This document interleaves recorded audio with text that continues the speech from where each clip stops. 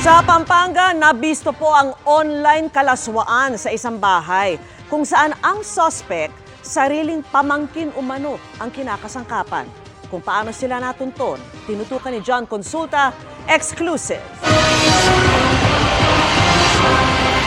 Kasama ang ilang tauhan ng US Homeland Security at DSWD, pinasok ng NBI International Operations Division ang isang bahay sa Masantol, Pampanga.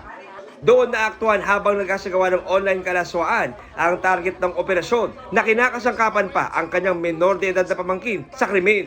Sinagip ng mga otoridad ang 10 taong gulang na biktima at 3 pang menor de edad na nasa loob ng bahay. Ayon sa NBI, nag-ugat ang operasyon dahil sa impormasyong ibinigay sa kanila ng US Homeland Security. Nakahuli sila ng isang US national kung saan ay nakita na in possession siya ng mga sexually explicit materials.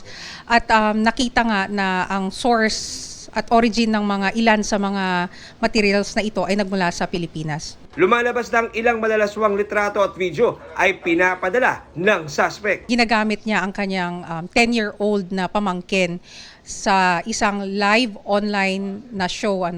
So agad nating hinuli itong suspect. Kinasuhan ng suspect na paglabag sa Anti-Human Trafficking Act at Child Abuse in relation sa Cybercrime Prevention Act. Kakasuhan din ang mga magulang ng bata dahil ayon sa NBI, alam namang ito ang ginagawa ng suspect. Sinusubukan pa namin kunin ang pahayag ng suspect.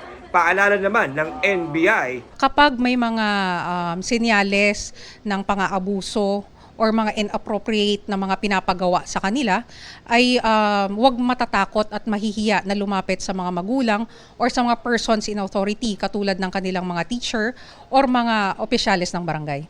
para sa GMA Integrated News, John Consulta, nakatutok 24 oras.